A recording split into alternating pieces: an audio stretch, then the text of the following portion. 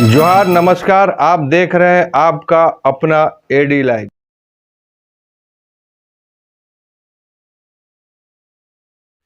Indian railway में जब आप यात्रा करेंगे तो आपको एक लॉन्चमेंट और स्टिकर ज़रूर दिखेगा कि आपकी यात्रा सुखमय हो, आपकी यात्रा सुरक्षित हो। यह स्लोगन यात्री को भी दिया जाता है और यात्री का जो ट्रेन ड्राइवर है उनके लिए भी होता है कि आप अपनी सुरक्षा और जो यात्री बैठे हैं उनकी सुरक्षा की जिम्मेवारी आपके ऊपर है। इंडियन रेलवे का जो इंफ्रास्ट्रक्चर है बहुत चेंज हो चुका है।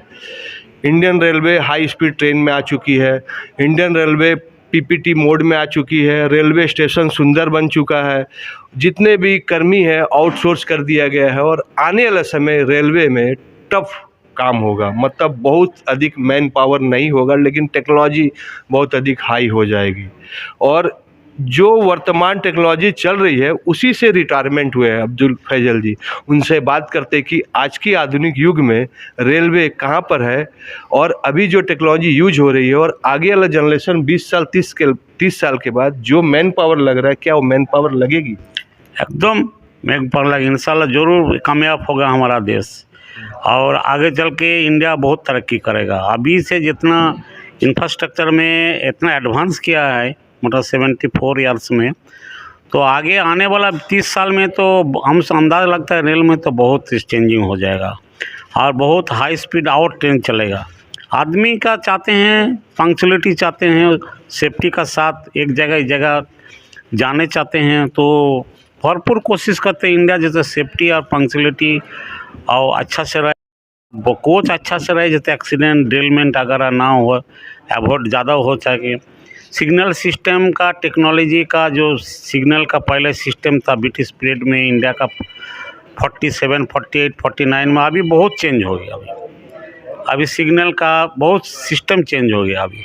उसके बाद सबसे बड़ा चीज़ है गेट चेंज कर रहा है। जितना लेवल क्रॉसिंग गेट है वो अंडरग्राउंड कर रहा है, बाय फ्लाईओवर कर रहा है। गेट चेंज करने से ट्रेन का स्पीड बढ़ जाएगा, एक्सीडेंट कम होगा और उसमें ड्राइवर गार्ड को भी सुविधा होगा, दूर से उसको संकेत मिल सकेगा जो हमारा गाड़ी अच्छा गति से जा सके। और सिग्नल सिस्टम तो बहुत ही अच्छा हो गया पहले से और आगे चल कर के तरक्की कर सकते हैं इंडिया बहुत सी। जैसा सोच है उसका डिपार्टमेंट हमारा RDO डिपार्टमेंट है जिसका लखनऊ हेडक्वार्टर है। वो लोग नया नया टेक्नोलॉजी इंडिया में लाता है, फॉरेन जाता है, उसका टेक्नोलॉजी देख के आता है जिससे हमारा टेक्नोलॉजी कैसा अच्छा बने और कैसा अच्छा हो। ये इंडिया का सोच है मोटा मोटी। सर, एक चीज़ पूछना था कि अभी का समय में जो रेल आ रही है, क्योंकि बहुत अधिक कंप्यूटराइज हो जा रही है, टेक्नोलॉजी हाई हो रहा है, तो जो आने वाले बच्चे हैं जो आपके बाद जो जॉब में आएंगे उनको किस प्रकार का कोर्स करना चाहिए कि उनको आने वाले में रेलवे में जॉब मिल सके? अभी जो नया टेक्नोलॉजी आया, नया टेक्नोलॉजी का साथ साथ जितना यूनिवर्सिटी में टेक्नोलॉजी चेंज भी हो रहा है। IIT बोले, NIT बोलिए और जितना भी इंजीनियरिंग कॉलेज में बोले, देखा IT सेक्टर ज़्यादा हो रहा है, टेक्नोलॉजी बढ़ा है, कंप्यूटराइज का सिस्टम हो रहा है, इलेक्ट्रॉनिक्स का सिस्टम ज़्यादा बच्चा लोग पढ़ाई कर रहा है। अभी ये बहुत सा अभी बच्चा लोग का ध्यान में, सो ध्यान देने से इंडिया नहीं, बाहर में भी इंडिया लड़का को बहुत सा नौकरी मिले। इस तरीक़ा से हमने रेलवे एम्प्लॉय का बहुत सा लड़का लोग का नौकरी मिला, इस तरीक़ा से अच्छा उसको जॉब मिला है। और ख़ास करके आने वाला दिन में भी रेलवे स्टाफ लोग सोचते हैं जो आधुनिक युग में जैसा पढ़ाई लिखाई होता है उस तरीक़ा से लड़का बच्चे को पढ़ाए जिसको भविष्य माने और बाहर देश में भी हमारा देश में नाम रोशन करे। झारखंड सरकार द्वारा सभी घरेलू विद्युत उपभोक्ताओं को महीने में 100 यूनिट बिजली फ्री दिया जा रहा है। महीने में 100 यूनिट फ्री बिजली पाने के लिए आपको अपने घर में बिजली मीटर लगाना अनिवार्य है। अगर अभी तक आपने अपने घर में बिजली का मीटर नहीं लगवाया है तो आज ही अपने बिजली कार्यालय से संपर्क करें और अपने घर में बिजली का मीटर लगवा लें। बिजली का मीटर लगने के बाद आपको हर एक महीने 100 यूनिट फ्री बिजली उपलब्ध कराई जाएगी। धन्यवाद। सर, एक चीज़ है कि आप लोग अपने नौकरी को बहुत अच्छा से शांतिपूर्वक बिता लिए, लेकिन आजकल के जो यंग है उतना सहनशील नहीं है। यंग जनरेशन है उसके लिए जो हम लोग के यहाँ हर एक 3 साल में ट्रेनिंग होता है, प्रिविलेज ट्रेनिंग होता है। ट्रेनिंग में सारा चीज़ उसको सिखाया जाता है, रेल को कैसा तरक्की किया जाए, कैसा सिग्नल टेक्नोलॉजी हो, कैसा कोच बढ़ा, कैसे इंजन का कैपेसिटी हुआ, कितना ट्रैक कंडीशन है, कितना कैसा जाना चाहिए, कैसा सिग्नल है, सब सिखाते हैं। गार्ड ड्राइवर को खास करके ट्रेनिंग स्कूल में सिखाया जाता है इसको। हम लोग जोनल ट्रेनिंग स्कूल में हर एक 3 साल में उसको सिखाते हैं। हर एक 3-4 साल में कुछ ना कुछ टेक्नोलॉजी चेंज होता है। कुछ सर्कुलर ही ऐसा आता है जिसमें कंप्यूटर में फिट रहता है, वो सर्कुलर पढ़ते हैं कि भाई क्या चेंजिंग हो, इस तरीक़े से हमको काम करना चाहिए, ये चीज़। और मेन चीज़ है खास करके गार्ड ड्राइवर के ऊपर पूरा ट्रेन का जिम्मेदारी रहता है, क्योंकि वो अगर पंक्चुअलिटी नहीं करेगा, सेफ्टी नहीं देगा, तो पूरा पैसेंजर का उनका हाथ में है। तो इसीलिए हम सोचता है जो इतना पंक्चुअलिटी देता है, इतना काम करते हैं, और एक एक मिनट हिसाब रखता है गार्ड कौन कहाँ गाड़ी कैसा जा रहा है नहीं जा रहा है, उसका गार्ड ड्राइवर मिल करके उसका जवाब देना पड़ता है रेल को। इसीलिए वो ड्यूटी में कभी नेग्लिजेंसी नहीं करता है गार्ड ड्राइवर, हमारा अंदाज से जितना हम लोग काम किए हैं। और यही संदेश देना चाह रहे कि आने वाला जनरेशन को भी अच्छा से काम करे, अच्छा से रेल का निभाए, क्योंकि वो अगर अच्छा से रेल का निभाएगा तो अपना परिवार भी निभाएगा अच्छा से, और देश भी ऊंचाई बढ़ेगा। और हमारा देश हिंदुस्तान अगर नाम रोशन करेगा वर्ल्ड में, तो हम लोग का कोई भी देश बाहर जाएगा तो हम लोग गौरव कर सकता है जो हम भारतवासी है। खास करके 2015 में जब हज करने गया था, 2015 में मैं सऊदी अरब गया था, रेल NOC दिया था, तो जब इंडिया का वहाँ हज कमेटी का जो बिल्डिंग था वहाँ इंडिया का झंडा लहरता था, तो हमको देखने में खुशी होता था कि इंडिया का झंडा लहर रहा है। और वहाँ का वॉलंटियर से जो है उसका पीछे इंडिया का झंडा बांधा रहता था पीठ में। कुछ अगर गाइडेंस गलती हो गया तो वो गाइडेंस का पजारी होती इंडियन आदमी, चलो उससे पूछते कहाँ जाएंगे हम लोग, तो खुशी होता था पूरा इंडिया का। हम लोग जहाँ भी कैंपस रहता था इंडिया का हाजिर लोग सब जगह इंडिया का झंडा फरता था, जहाँ हम लोग समझ जाता ये पूरा इंडिया का कैंपस है। तो एक तो प्रतीक का भी एक तो आदमी का रिस्पेक्ट होता है और वो होता है। बहुत अच्छा सर। आज आपको कौन कौन सम्मानित किया, कौन कौन आपके दोस्त यार, क्या हमारा दोस्त बारे में? तो में सभी हमको सम्मान किए हैं, और हम 42 ईयर्स में जीवन में कभी अनऑथराइज एब्सेंट नहीं किया, कभी हम पनिशमेंट नहीं मिला, कभी चार्जशीट नहीं मिला रेल से।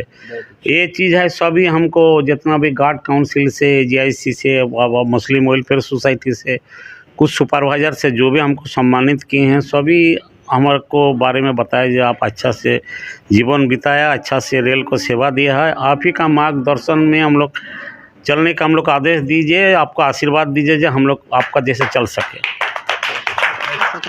सभी लोग ध्यान देंगे, जिनका जिनका बिजली का बिल बाकी है उनका कनेक्शन विभाग द्वारा अभियान चलाकर काटा जा रहा है।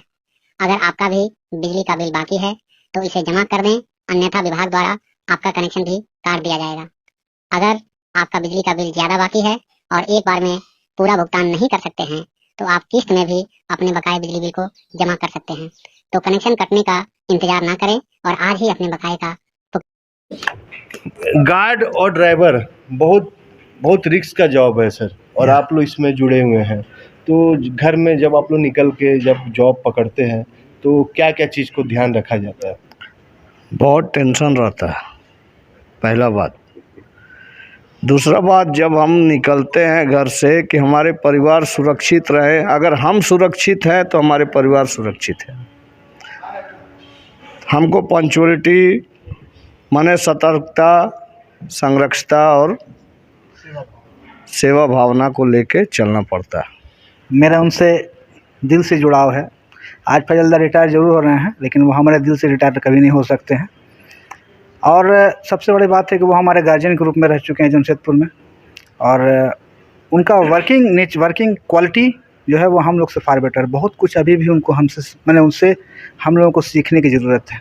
उनका पंक्चुअलिटी, उनका कार्य के प्रति जो समर्पण का भाव है, वो हम लोग ताउम्र उनसे सीखते रहें कि कैसे कार्य के प्रति समर्पण की भावना होनी चाहिए। ये हम उनसे सीखा। ये हमारे लिए आइडियल है, आदर्श है हमारे लिए। इन्होंने ड्यूटी तो जितनी दक्षता से, जितनी ईमानदारी से की है, उसके साथ साथ हमारे साथ सभी के साथ मिलके वैसा ही प्यार भरा भाव बना के रखा। हम जहाँ मिले हैं हमेशा बड़े भाई का स्नेह मिला है इनसे, काम में हमेशा इनसे मदद मिली है। कभी अगर ऐसा भी हो कि किसी को कोई दिक्कत है तो वहाँ पर भी हमेशा खड़े हुए हैं, और इतने अच्छे विचार रखते हैं, हर आदमी को आगे बढ़ने के लिए प्रोत्साहित करते हैं। और हमेशा हमारा रेल तो कई बार अंडर रेस्ट भी काम करना पड़ता है, बहुत सारी परिस्थितियाँ हैं, उसमें भी हमेशा कभी पीठ नहीं दिखाई, हमेशा ईमानदारी से काम किया और हमारे लिए तो आदर्श पुरुष हैं, हमारे लिए आदर्श हैं ये। फजल आज रिटायर हो गया, रेलवे के नौकरी से रिटायर हुए, लेकिन हम लोगों के दिल में हमेशा जैसे थे वैसे ही रहेंगे। मनुष्य का जीवन ऐसा होता है कि कुछ काम उसके हिस्से में रहता है, वो करता है, फिर वो ख़त्म हो जाता है, फिर दूसरे काम में लग जाता है। तो ये बहुत अच्छी बात है कि आदमी सही सलामत रेल के नौकरी से, और इतनी तकलीफ़ वाली नौकरी है हम लोगों की कि आप सोच नहीं सकते हैं कि मैं सुबह से मतलब ड्यूटी ऐसी थी कि मैं आ नहीं पाया, वो बहुत आने की इच्छा थी, लेकिन ड्यूटी तो पहली प्राथमिकता तो नौकरी है। नौकरी के बाद ये सारा है कि नौकरी है तो हमारा और आपका वजूद सारा बनता है, हमारा जो भी घर परिवार हो, जो भी हमारा स्टेटस है, नौकरी के बल पर चलता है। फजलदा से तो 30-32 साल का हमारा रिश्ता रहा है, और कभी इनको किसी से ना खराब व्यवहार करते हुए सुना, ना किसी से कोई कटु बात करते हुए सुना, किसी से कि उनका वैमानिस्य नहीं रहा। धार्मिक व्यक्ति थे, धार्मिक बात, अपना अपना धर्म के लिए जो अलग है वो अलग चीज़ है, लेकिन इनका माने धर्म प्रधान इनका जो है, हमेशा कभी इनको कोई गलत काम करते हुए देखा ही नहीं, सुना ही नहीं। रनिंग रूम में बहुत बार इनसे मुलाकात हुई, करीब 4-5 घंटा क्या 10 घंटा 12 घंटा हम लोग बात करते करते निकल गया कब। अभी उम्र में तो हमसे बड़े हैं, लेकिन नौकरी में हमारे जो कैडर में ये हमसे जूनियर थे, तो हमसे LR भी लिए हैं, जैसा कि आप बता रहे थे।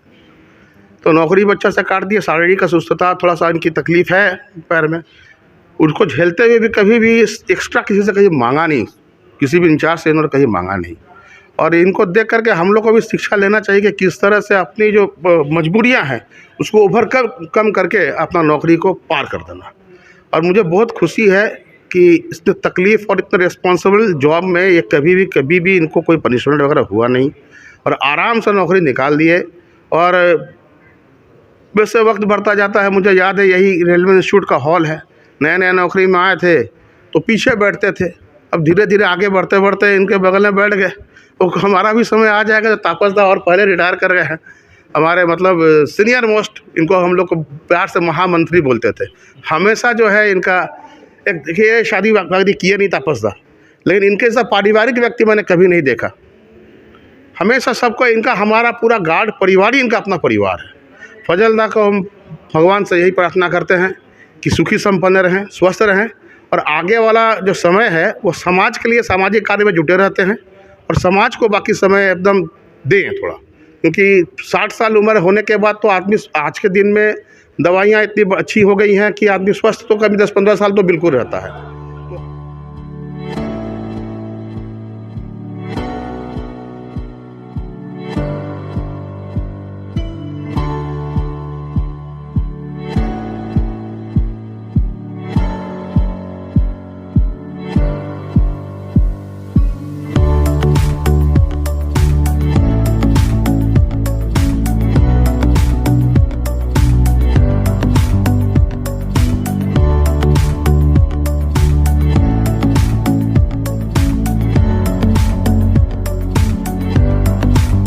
तापस चटराज है, और मैं गार्ड काउंसिल का ऑल इंडिया जो सेंट्रल कमेटी है उसमें जॉइंट जनरल सेक्रेटरी रह चुका हूँ, और दो टेन्योर में।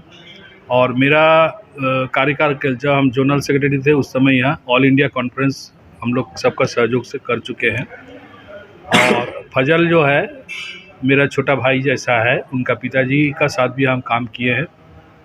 उनका पिताजी का नाम था SK अलीमुद्दीन साहब, जो अभी नहीं है फ़िलहाल, तो उनका बेटा है। और फजल का खूबी यही है कि सबको इज्जत करता है, सबका साथ प्रेम भाव रखता है, सहयोगपूर्ण व्यवहार करता है, और एक सामाजिक चेतना संपन्न लोग है कि उनका जो हमारा जो माइनॉरिटी जितना ये है कर्मचारी है, वो लोग का एक अलग बिरादराना संगठन है, उसमें भी बहुत जुड़ा हुआ है। और उसमें जैसा ब्लड डोनेशन कैंप आदि इत्यादि बहुत तरह का सोशल, गरीब लोग का सोशल वर्क, दान ध्यान, ये सब और मदद करना। खास करके जो कोरोना पीरियड में भी ये लोग लोगों को मुफ्त में राशन देना, सहयोग देना, मेडिकल सहयोग देना आदि काम इन्होंने किया है। और इन्होंने हज भी करके आए हैं, हाजी बाबा भी बोला जाता है इनको। तो इनका अंदर जो पायसनेस, जो धर्मीय ये है, लेकिन धार्मिक कट्टरता इनका अंदर में नहीं है। एक उदार प्रवृत्ति के लोग हैं और भविष्य के लिए हम यही शुभकामना देंगे कि जो काम, जो त्याग और तपस्या का जो काम उन्होंने ठाने हैं, उस पर और आगे बढ़े और समाज में और कुछ उन्होंने अपना रिटायर्ड लाइफ में देंगे, यही मैं अपेक्षा करता हूं और मेरा शुभकामना देता हूं। भारत अगर किसी तरक्की किया है तो इन जैसे महापुरुष का योगदान को भी नहीं भूला जा सकता कि जिन्होंने अपनी जवानी, अपनी सेवा भारतीय रेल को बिता चुका और अब हमारे आने वाले जनरेशन के लिए वह सौगात है, उसको और आगे बढ़ाए और भारत और महान बने, भारत और मजबूत बने। और जब भारत मजबूत बनेगा तो रेलवे ऑटोमेटिक मजबूत बनेगा। एडी लाइव का वीडियो को शेयर कीजिए, लाइक कीजिए। एडी लाइव की पूरी टीम की ओर से सभी को धन्यवाद।